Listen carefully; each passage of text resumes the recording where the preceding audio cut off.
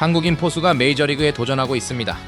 그런데 지금 엄영찬에게 가장 중요한 숫자는 홈런 7개가 아닙니다. 싱글 A에서 네 번째 마이너리그 시즌을 보내고 있다는 사실입니다. 홈런은 분명 늘었습니다. 출루율과 OPS도 지난 시즌보다 좋아졌습니다. 하지만 메이저리그까지 가려면 싱글 A, 하이 A, 더블 A와 트리플 A라는 여러 단계가 남아 있습니다. 그렇다면 질문은 하나입니다. 엄영찬은 정말 한국인 최초의 포수 메이저리거에 가까워지고 있을까요? 아니면 이제 상위 레벨에서 평가받을 첫 번째 조건을 갖추기 시작한 걸까요? 먼저 이름부터 정확히 정리해야 합니다. 이 선수는 엄영찬이 아니라 엄영찬입니다. 2004년 서울에서 태어난 우투우타 포수로 경기상업고등학교를 졸업한 뒤 2022년 캔자스시티 로열스와 계약했습니다.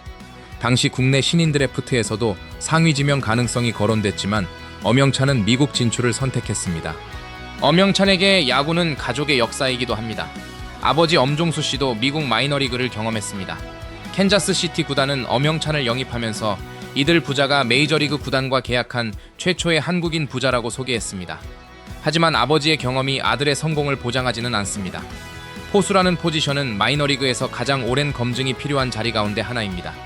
외야수는 타격과 수비 범위가 빠르게 인정받으면 승격할 수 있습니다.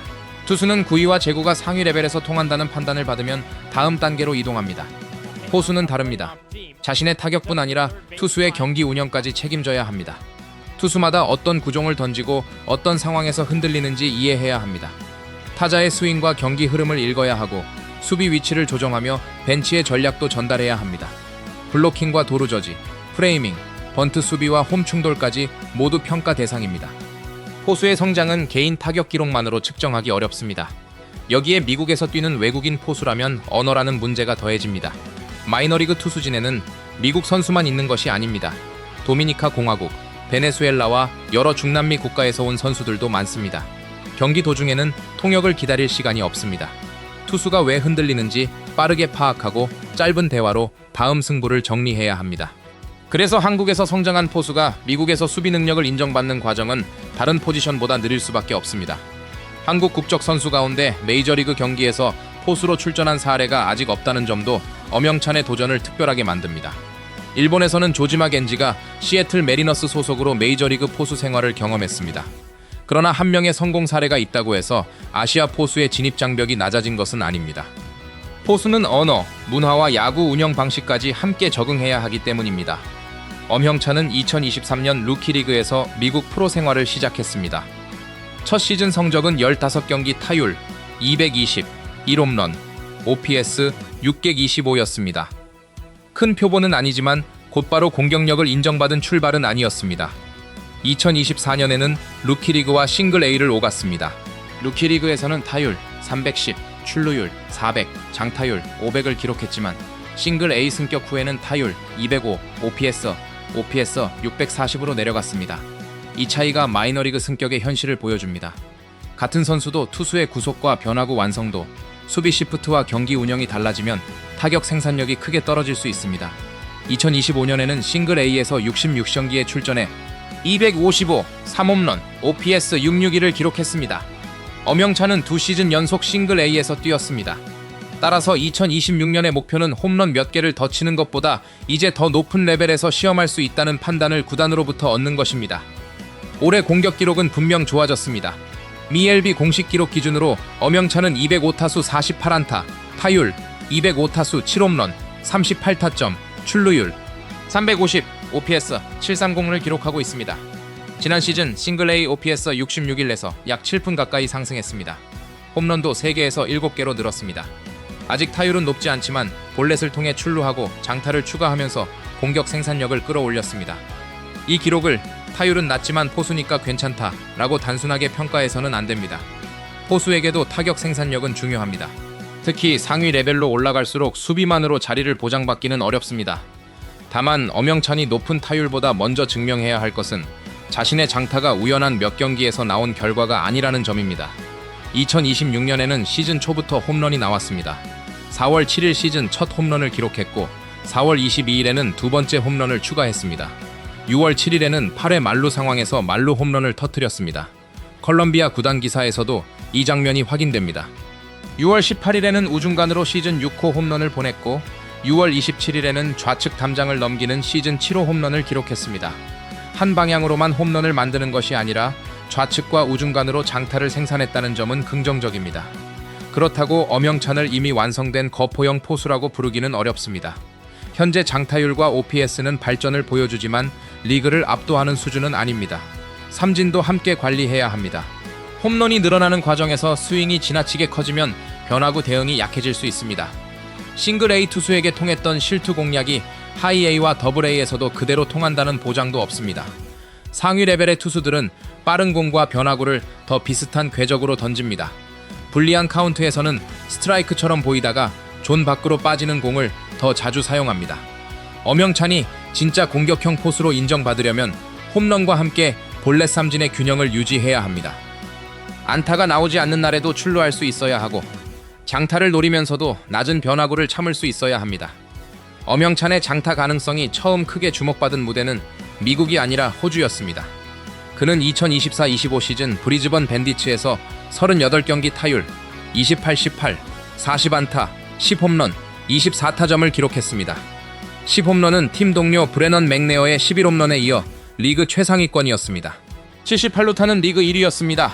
포수로도 26경기에 선발 출전해 212이닝을 소화했습니다. 도루저지 9회, 실책 1개와 패스트볼 1개를 기록했습니다. 호주 리그 성적을 미국 마이너리그 성적과 동일하게 평가할 수는 없습니다. 리그 수준과 구장, 투수 구성과 시즌 길이가 다르기 때문입니다. 그러나 호주에서 장타를 반복적으로 생산한 경험이 자신감과 스윙 변화로 연결됐을 가능성은 있습니다. 더 중요한 부분은 타격과 포수 수비를 동시에 수행했다는 사실입니다. 지명타자로만 홈런을 친 것이 아니라 포수 마스크를 쓰고 경기를 운영하면서 공격 생산력도 보여줬습니다. 엄영찬의 첫 번째 경쟁력은 여전히 수비입니다. 포수가 도루를 막기 위해서는 강한 어깨만으로 부족합니다. 투구를 받은 뒤 공을 글러브에서 빼는 속도, 하체를 송구 방향으로 정렬하는 동작과 2루까지의 송구 정확도가 함께 필요합니다. 이 전체 시간을 팝타임이라고 부릅니다. 원문에서는 엄영찬의 팝타임이 메이저리그 평균 이상으로 측정됐다고 설명합니다. 그러나 구체적인 측정 수치와 출처는 확인이 필요합니다. 강한 어깨가 있다는 평가와 메이저리그 평균 이상의 팝타임을 공식적으로 증명했다는 것은 다른 이야기입니다. 실제 경기에서는 투수가 주자를 얼마나 잘 묶는지도 도루 저지율에 영향을 줍니다.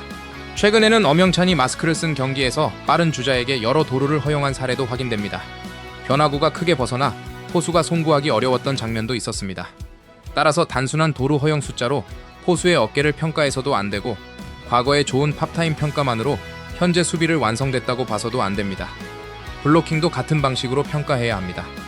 폭투와 패스트볼은 포수의 능력뿐 아니라 투수의 제구와 공이 움직임에 영향을 받습니다. 엄영찬이 민첩하고 땅볼과 번트 처리에 강점이 있다는 평가는 가능하지만 엄영찬이 출전하면 폭투가 줄어든다는 주장은 실제 포수 수비 기록을 통해 추가 검증해야 합니다. 포수 수비에서 더 어려운 평가는 경기 운영입니다. 마이너리그 구단은 포수가 투수와 어떻게 경기 계획을 세우는지, 마운드 방문해서 어떤 대화를 하는지, 실점 이후 투수의 리듬을 어떻게 회복시키는지도 봅니다. 이 부분은 공개된 통계만으로 확인하기 어렵습니다. 그래서 구단 내부의 신뢰가 승격에서 중요합니다. 엄영찬은 2026년 스프링 캠프에서 메이저리그 투수 세스 루고의 공을 5이닝 동안 받은 경험을 언급했습니다. 구단이 어린 포수에게 베테랑 메이저리거의 공을 받게 했다는 점은 좋은 경험입니다. 그러나 이것이 곧 메이저리그 승격이 가까워졌다는 뜻은 아닙니다. 스프링 캠프 경험을 정규 시즌 상위 레벨 평가로 연결해야 합니다. 엄영찬은 인터뷰에서 통역 없이 직접 대화했습니다. 미국 생활을 이어가면서 영어 소통 능력을 키웠다는 점은 포수에게 특히 중요한 강점입니다. 다만 영어와 스페인어를 모두 자유롭게 구사한다는 원문의 표현은 추가 확인이 필요합니다. 실제 경기에서 필요한 것은 일상 대화 이상의 야구 언어입니다. 구종의 움직임과 타자의 약점, 수비 위치와 경기 계획을 빠르고 정확하게 전달할 수 있어야 합니다. 이 능력이 인정받는다면 엄영찬은 외국인 포수가 가진 가장 큰 장벽 가운데 하나를 줄일 수 있습니다. 그에게는 또 다른 현실적인 경쟁이 있습니다. 캔자스시티는 포수 유망주가 부족한 조직이 아닙니다. 구단의 상위 유망주 그룹에는 블레이크 미첼과 카터 젠슨이 있습니다. 라몬 라미레즈를 비롯한 다른 어린 포수들도 성장하고 있습니다. MLB 공식 구단 전망에서는 엄영찬을 2025년 기준 조직 내 25위 유망주로 소개했지만 다른 포수 유망주들이 더 높은 순위에 배치됐습니다. 이 경쟁은 엄영찬에게 불리할 수 있습니다. 구단은 포수 출전 기회를 여러 유망주에게 나눠줘야 합니다. 같은 레벨의 포수가 많으면 엄영찬이 지명타자로 나가거나 출전 시간이 줄어들 수 있습니다. 반대로 포수 유망주가 많은 조직이라는 사실이 무조건 나쁜 것만은 아닙니다. 캔자스시티가 포수 육성에 필요한 코칭과 장비, 데이터 시스템을 적극적으로 운영할 가능성이 있기 때문입니다. 엄영찬이 경쟁에서 살아남는다면 다른 팀에서도 가치를 인정받을 수 있습니다. 포수는 조직 전체에서 희소성이 높은 포지션입니다. 수비가 안정되고 두 자릿수 홈런 가능성까지 보여준다면 상위 레벨에서 기회를 받을 이유가 생깁니다. 결국 엄영찬의 다음 목표는 메이저리그가 아닙니다. 하이에이 승격입니다. 싱글 A에서 네 번째 마이너리그 시즌을 보내는 선수에게 가장 중요한 것은 먼 미래의 역사보다 지금 있는 레벨을 통과하는 일입니다. 구단이 그를 하이에이에서도 포수로 기용할 수 있다고 판단해야 합니다. 하이에이에서는 더 빠른 공과 정교한 변화구를 상대해야 하고 투수진의 경기 계획도 복잡해집니다. 그 단계에서 공격력과 수비가 유지돼야 더블A를 바라볼 수 있습니다. 더블A는 많은 유망주가 실제 메이저리그 가능성을 평가받는 중요한 무대입니다. 타격에서는 단순한 실투 공략을 넘어 카운트 대응과 변화구 선별 능력이 드러납니다.